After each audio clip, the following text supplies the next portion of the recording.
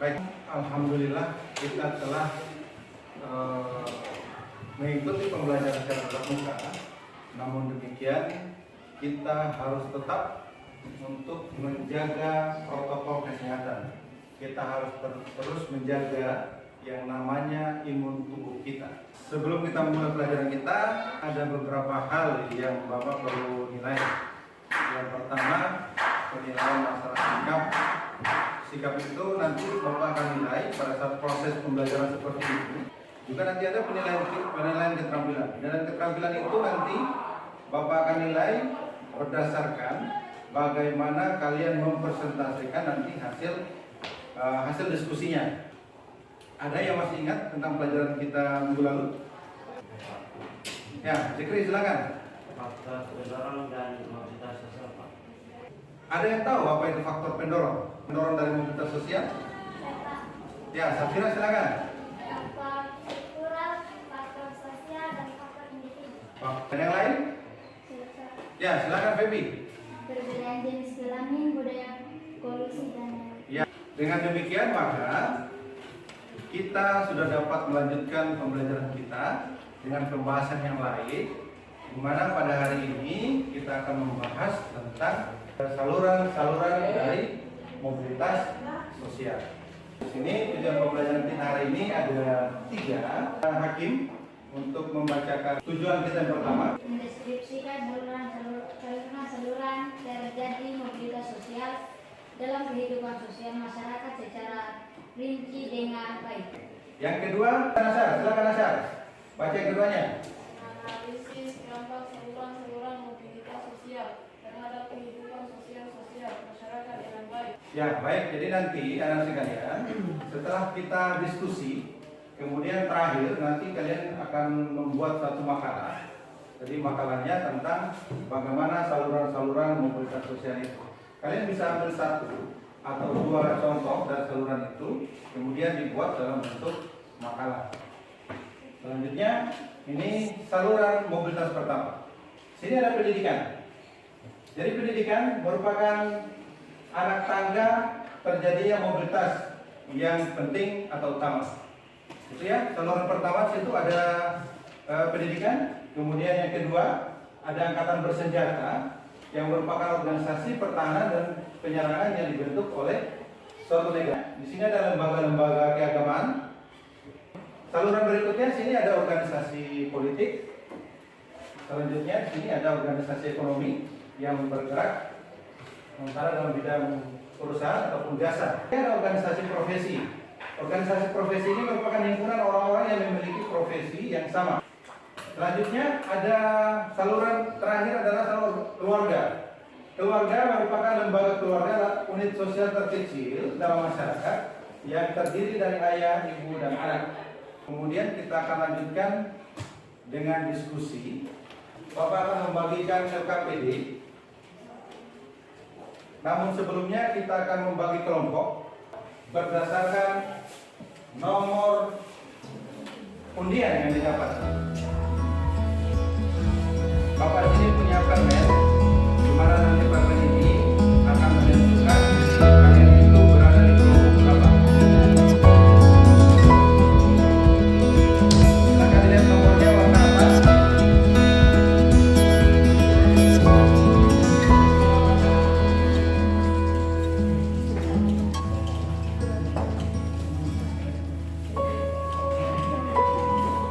Dari yang warna merah, angkat tangannya warna merah. Yang warna merah silakan bergabung ke sebelah kiri saya. Tinggal digabung, kemudian ikuti coba.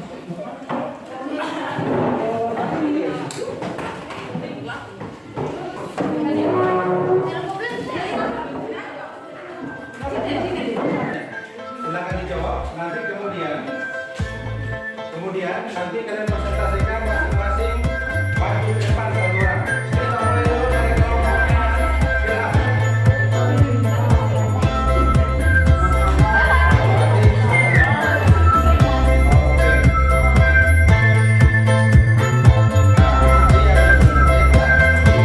Waktu untuk diskusi 10 menit dimulai dari sekarang. keagamaan tuh iya tidak ingat sama kita.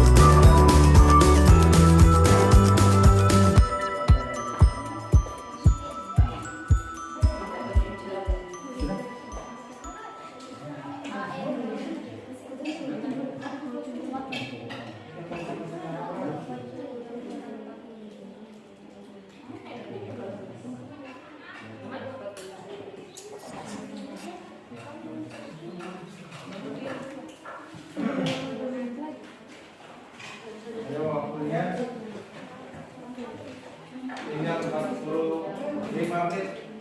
Ada yang sudah selesai? Atau ada masalah? Jadi nanti kelompok yang tampil setelah presentasi, nanti kelompok yang lain bisa bertanya. Dan teman-teman dari kelompok yang tampil bisa membantu untuk menjawab pertanyaan yang ditanyakan kepada kelompoknya. Ya baik, sekarang waktunya untuk presentasi. Silakan dari kelompok 1.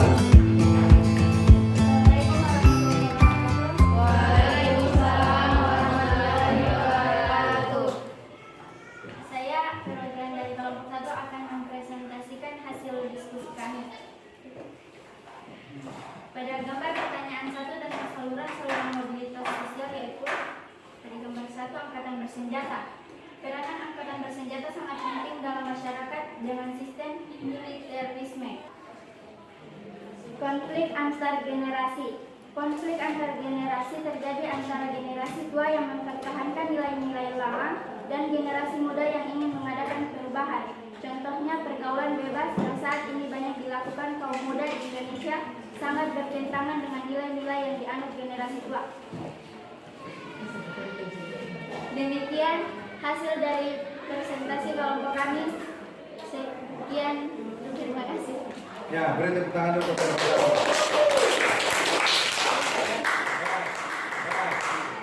Assalamualaikum warahmatullahi wabarakatuh. Waalaikumsalam warahmatullahi wabarakatuh. Saya dari perwakilan kelompok 2 akan mempresentasikan hasil diskusi kelompok kami. Konflik antar generasi. Konflik antar generasi terjadi antara generasi tua yang mempertahankan nilai-nilai lama dan generasi muda yang ingin mengadakan perubahan. Contoh, pergaulan bebas yang saat ini banyak dilakukan kaum muda di Indonesia sangat bertentangan dengan nilai-nilai yang dianut generasi tua. Sekian dari presentasi saya. Assalamualaikum warahmatullahi wabarakatuh. Waalaikumsalam warahmatullahi wabarakatuh. Ya, selanjutnya dari kelompok 4, silakan.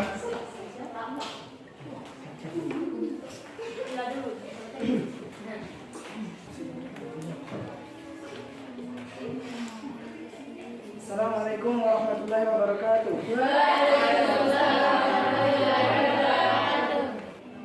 Yang kedua, lembaga-lembaga keagamaan. Setiap ajaran agama menganggap bahwa manusia mempunyai kedudukan yang sederajat. Untuk mencapai tujuan tersebut, pemuka-pemuka agama bekerja keras untuk menaikkan kedudukan orang-orang dari lapisan rendah dalam masyarakat. Sekian dari saya. Billahi taufiq wal hidayah. Wassalamualaikum warahmatullahi wabarakatuh. Baik. Sekarang setelah semua kelompok anggota menyelesaikan hasil diskusinya, saatnya kita adakan tanya jawab. Jadi masing-masing kelompok berhak untuk atau bebas untuk bertanya kepada kelompok-kelompok yang lain. Silakan. Pertanyaan apa? Mengapa pendidikan merupakan saluran mobilitas sosial? Pendidikan merupakan proses tempat terjadinya belajar mengajar yang bertujuan untuk mengubah tingkah laku manusia menuju ke arah yang lebih baik. Ya, baik. Bagaimana kelompok 1? Ada lagi jawaban yang lain? Ya, silakan Ade. Dengan pendidikan dapat merubah status sosial seseorang individu. Sebab dengan pendidikan yang baik kita dapat memiliki pekerjaan yang baik. Contoh untuk menjadi seorang kepala desa harus memiliki pendidikan yang baik, minimal tingkatan SMA. Kalau pendidikannya setingkat SD, maka tidak mungkin bisa menjadi kepala desa. Ya, baik. Kalau itu sudah cukup, maka berarti pelajaran kita hari ini telah selesai. Ada yang bisa simpulkan kira-kira pelajaran kita hari ini apa saja? Ada yang bisa menyimpulkan? Silakan angkat tangannya. Ya, ini silakan. Saluran mobilitas sosial dapat dikelompokkan menjadi 1. Pendidikan, 2. Angkatan bersenjata, 3. Lembaga-lembaga keamanan, 4. Organisasi politik, 5. Organisasi ekonomi, 6. Organisasi profesi dan keluarga. Ya, itulah pelajaran kita hari ini. Berarti ada 6 saluran-saluran dari mobilitas sosial itu sendiri. Jadi, baik. Jadi dengan demikian, minggu depan kita akan belajar tentang pluralisme. Pada Ahmad Salihin, pemimpin doa. Teman-teman, mengakhiri pembelajaran kita hari ini. Marilah kita membaca doa. Doa selesai. Ya, baik. Sekian pelajaran kita hari ini. Bapak ingatkan bahwa tetap belajar, tetap menjaga protokol kesehatan. Wassalamualaikum warahmatullahi wabarakatuh.